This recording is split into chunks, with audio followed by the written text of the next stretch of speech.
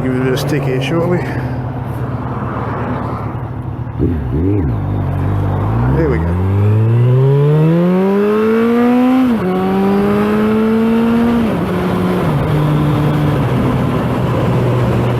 There we go.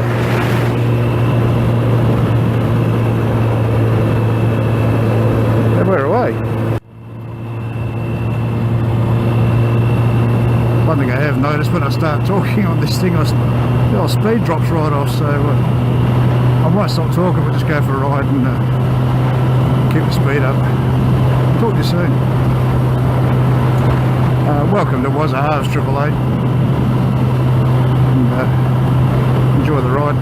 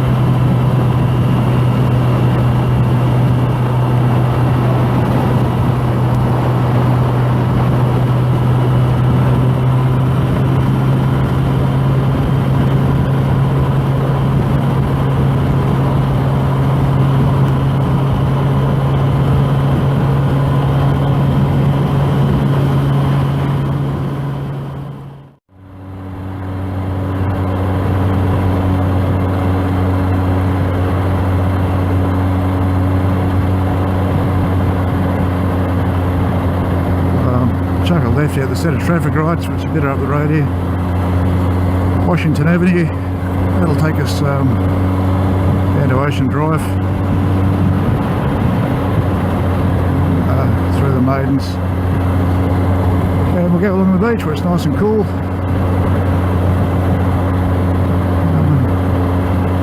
I was thinking when I was started doing this, what am I going to talk about? Popped into my head about my brother and sister-in-law up at Yarloop.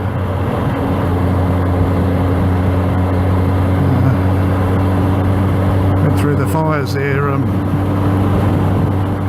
generally a couple of years ago. Their house is number 17 and they were the first house standing in the street, but anyway, we'll get onto that shortly. Get a bit more footage, get on the beach and we'll have a chat.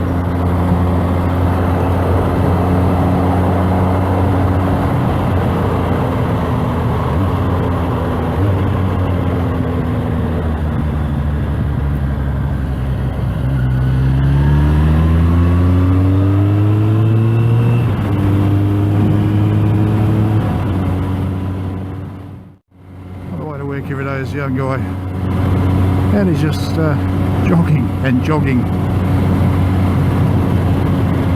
I don't know how far he goes, but wherever it is, it's further than I go for holidays, so good on him.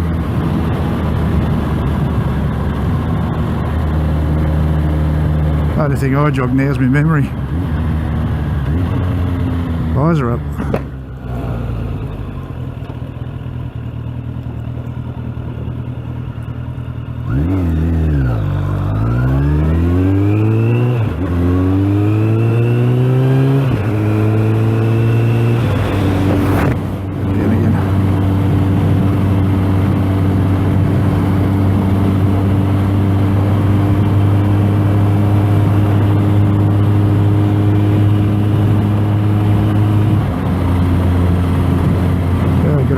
Few jacaranda trees. I said to my wife this morning, you don't see as many jacaranda trees as you used to.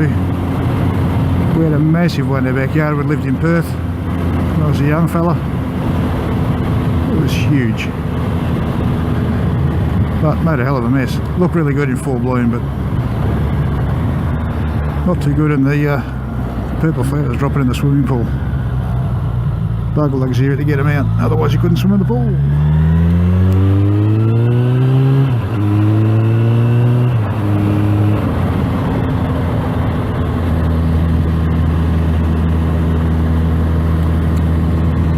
So anyway, getting back to the Yarloop story. We watching bits and pieces on Facebook. Someone said there's a massive big fire up towards Maroona Way, and couldn't get hold of him brother or sister-in-law just to see if they were okay. Hopped out of work and went outside and had a look, and there's just plumes and plumes of black smoke. This fire was massive, and you know, you start to panic a little bit, because you know it's getting close, and reports are saying it's getting closer to Yarloop. It was really hard to get the news out because they'd lost mobile reception, they had no home phone. Things were pretty tough, but they made the decision to evacuate, even though they weren't getting a lot of information from the fireys or the FISA.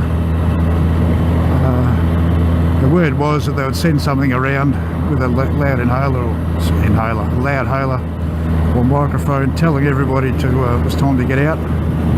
That never happened. There was people waiting on the school oval, waiting to be told what to do. They got stranded out there. Brother and sister-in-law said that's it, so he packed up his hot rod. Another story, another time. They got an old lady out from up the road. She wasn't going to go because her house was made of brick. Apparently that was going to save her, but they got her out into the ute, or I don't know what it was when they had got the hot rod out, got as many belongings and bits and pieces as they could. Didn't have a lot of time. They could see this thing rolling in from the highway heading towards their place, and they headed out along Johnson Road heading towards the Forest Highway. There was no direction, there was no officers of any type giving indication of where they should be or where they should be going. Pretty scary in amongst all that, and there's, you know, smoke everywhere. They managed to get to the highway. God, this road's shocking. Got to the highway and I thought, geez, do we head south to Bunbury? Do we go north to Maroona, then Jarramandra way? They decided to come south, which was the best move. They were the only cars on the road. There was no one else because they weren't letting cars in or out either side of Yarloop. So they managed to get into Bunbury and got the elderly lady settled in with somebody, and they had friends, good friends in Bunbury that they stayed with. And my second daughter's boyfriend's stepfather, he was in the volunteer fire brigade, and the news we got from him through the grapevine, so to speak, was that the whole of Station Street was lost, and that's where my brother was. There was news reports, there was some stuff coming through, and you could see the old town hall was gutted, and next to the town hall there's a park. Next to the park's my brother's house. So yeah, it wasn't looking good. Once the fires were out, they wanted to get back in and see, but they weren't allowed back into town. It was all blocked off, and they had no idea what to expect. Finally they were allowed in. As I said, their house was number 17, and by the time they got with a group which was organised by the Shire, I think, they all had a bus, they got in there and the house was standing, and it looked unscathed. Not to be. Fire had got in the roof, damaged all the roof timbers, a lot of damage, so that'll have to be re-roofed and whatever. The shed, which housed another hot rod that my brother was building up for his wife, that was gone. Everything inside was gone. It wheels and motors and all sorts of stuff. It was just a molten mess on the concrete floor. the shed structure was still standing, but the roof had caved in, and yeah, the heat and air must have been that intense. It was unbelievable. So anyway, after a lot of hassles and dramas and so forth, it went on for 8 to 10 months with insurances and the council and letting people back in and yada yada yada. The government not really knowing what to do. Contractors are ripping off the system.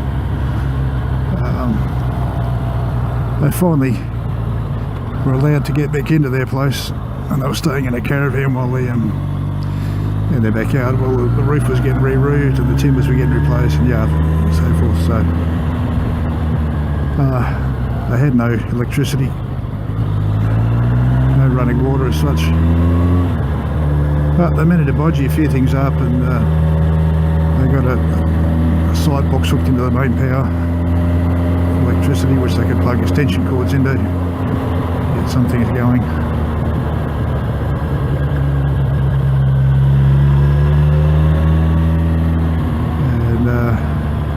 We've got some water tapped down into the house as well. There's a bit of suspect plumbing, but look, that all worked. It was all going to get replaced anyway, so it didn't really matter. So bit by bit, over time, the house got rebuilt, the shed got rebuilt, bigger and better.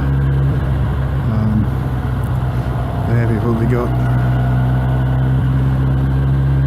Brother lost everything in the shed. Now, he's a mechanic. He's in his 60s. He had tools in there when he was an apprentice. All that was gone. But irreplaceable, but you know, that's the way things go. They were lucky. There's 2 people lost their lives in the town. But they got out, they got some stuff. The house is still there. Some things had to replace, some things didn't. So yeah, long story, I won't go into all the ins and outs because very frustrating. Just going to pop through town, compare it to Busselton. Stick your visor up, I'll stop talking.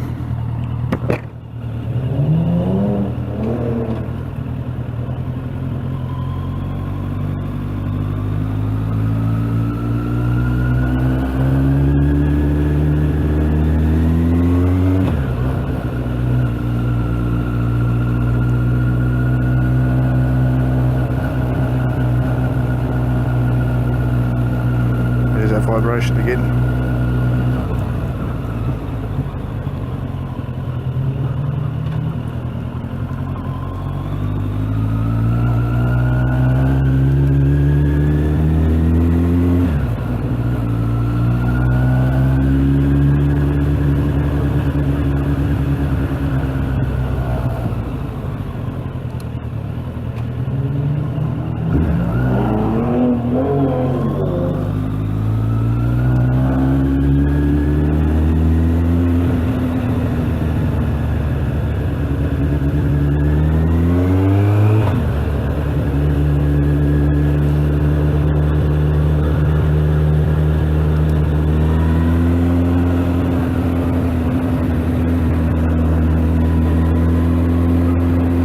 Not very boring as bad shit.